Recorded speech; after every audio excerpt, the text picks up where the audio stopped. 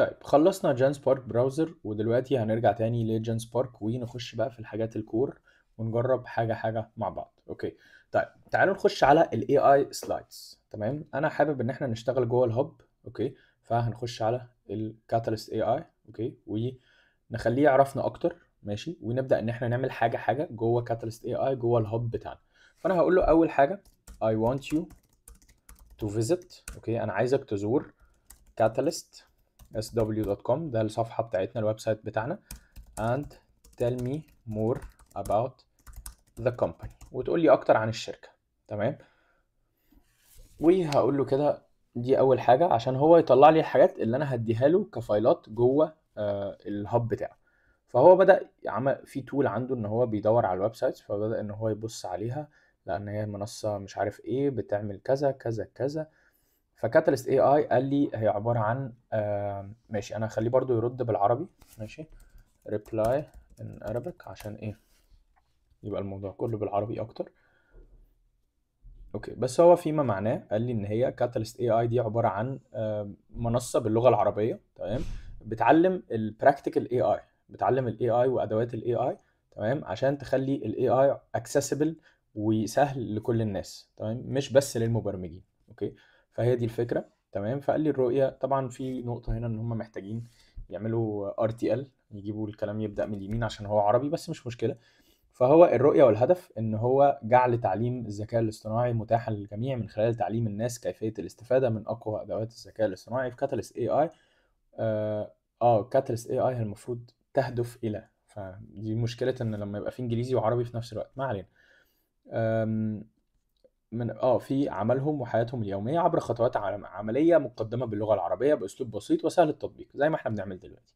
وده فعلا اللي احنا بنعمله. اوكي، فحلو جدا، ده كده عبارة عن كاتاليست اي اي. وجاب لي كمان البرنامجين اللي عندنا، اللي هو كورس اي اي فور ايفري ون، واي اي للمطورين او للمبرمجين. اوكي، فهو كده فاهم كل حاجة، بس دخل عندنا كده شايف كل الدنيا، فهم كل حاجة. اوكي، فانا هقول له بقى ايه I want you to generate a document for this company. عايزك تعمل لي document للشركة دي analyzing it. ماشي، عايزك تحلل لي الشركة. اوكي، فهخليه يعمل لي document للشركة. اوكي، دي اول حاجة احنا هنعملها. نسيبه يحمل شوية. عنده هنا بقى اوبشن ايه، دي بريسيرش، بيقول لك انت عايزني دي بريسيرش في الموضوع ده، عايزني حاجة اعمق من اللي انا طلعتها لك. لو عايز يبقى بنعمل الدي بريسيرش ده. اوكي، فهو قال لي ايه، هل تريدني ان ابدا في انشاء هذا المستند؟ فسيتضمن التحليل كذا كذا في سوات اناليسيز، تحليل المنافسه، التوصيات، مش عارف ايه. قال لي ملحوظه، هذه العمليه قد تستغرق بضع دقائق لانشاء مستند شامل واحترافي. هقول له يس ليتس جو. انا حاليا للاسف بكتب بالانجليزي بس عشان الكيبورد بتاعي انجليزي، وكان في حاجه كده كنت بحطها على الكيبورد بتخليه فيه حروف عربي، بس هي مش موجوده دلوقتي، فمضطر اكتب بالانجليزي، بس هو بيرد بالعربي، ده المهم يعني. اوكي، فهو دلوقتي هيبدأ ان هو يعمل لي الكلام ده كله. تمام، وهنبدأ بقى نمشي مع بعض واحدة واحدة. هنخليه يعمل لنا حاجة حاجة ونجرب معاه تول. يعني نجرب مرة ان احنا نعمل سلايدز، نجرب مرة ان احنا نعمل دوكيمنت، نجرب مرة ان احنا نعمل صور، نجرب مرة ان احنا نعمل ديزاينز، وهكذا. اوكي، فبدأ ان هو ايه، في ايجنت بدأ يطلع لي يعني اسيستنت كده، سكرتير، يلا هيشتغل على حاجه معينه، الحاجه اللي انت عايزها دي. اوكي، فهنا بيعمل تحليل لشركه كاتاليست. اوكي، فالايجنت ده بص، بنفتح كده، هو شغال في حته مختلفه، شغال في الدوكيمنت. دي بقى فكره ايه، الاي اي دوكس. فهو كده شغل تول من التولز اللي احنا كنا بنتكلم عليها، اللي هي الاي اي دوكس، بيعمل لي دوكيمنت. اوكي، فهنا بيبدأ يكتب، وهنا بيظبط نفسه، عنده يعني ايه مساحة خاصة يعمل فيها الدوكيمنت بتاعته. اوكي، فهنسيبه شويه كده، دقيقه دقيقتين. هو بدأ يكتب، بصوا زي ما انتم شايفين هو بيكتب كود، والكود ده بيتحول لدوكيمنت. اوكي، فهو الحاجات عنده حتى البرزنتيشن بيكتبه بالكود. تمام، وده بيبقى حلو ان هو بيخليك تطلع فعلا ديزاينز شكلها حلو. فبص مثلا هنا تقدر ان انت تعمل دوكيمنت فعلا يبقى شكله حلو واحسن من يعني معظم الدوكيمنتس. اوكي، فهو هنا بدأ يكتب على طول الدوكيمنت، وبدأ يعمل لي ايه، زي تحليل شامل للشركة بتاعتي والمنصة ومش عارف ايه وبلا بلا بلا.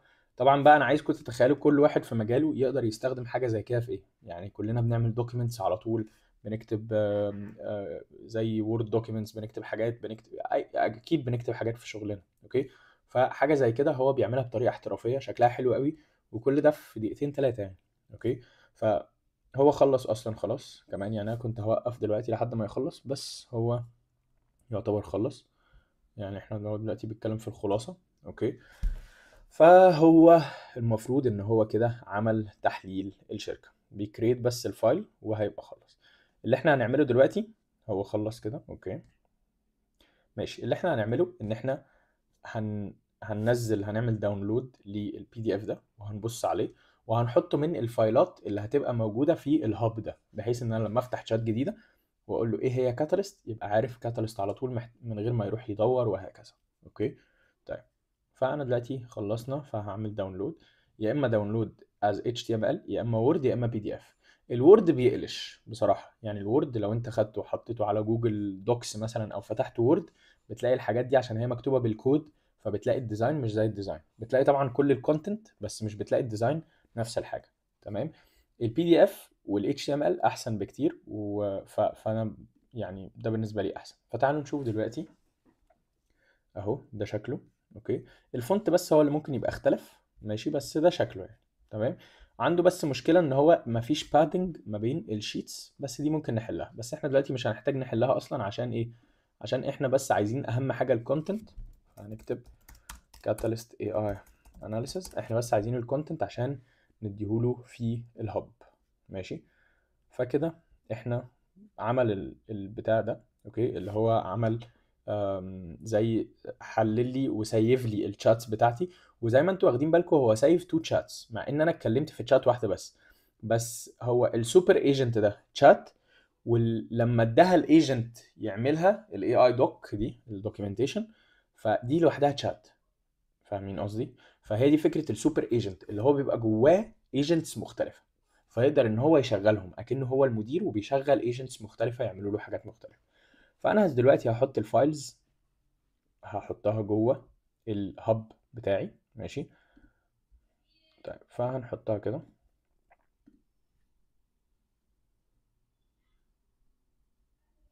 اوكي،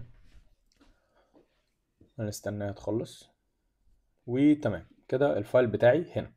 طيب في فرق مهم، في فرق ان انا احط الفايل هنا واحط الفايل هنا. اوكي، هنا ممكن احط فايل برضو، بس طب ايه الفرق؟ الفرق ان انا لو حطيت فايل من الزرار ده كده هيبقى محطوط جوه تشات واحده، اللي هي الشات اللي انا هبداها هنا. لكن لو حطيت فايل تحت هيبقى محطوط في البروجكت ككل، او الهب ككل. اوكي، فيبقى دي نقطة مهمة جدا. طيب، فاحنا دلوقتي عملنا استخدمنا الاي اي دوكس دي اول حاجة. عشان ما نطولش الفيديو اكتر من كده، ففي الفيديو الجاي هنشوف حاجات تانية.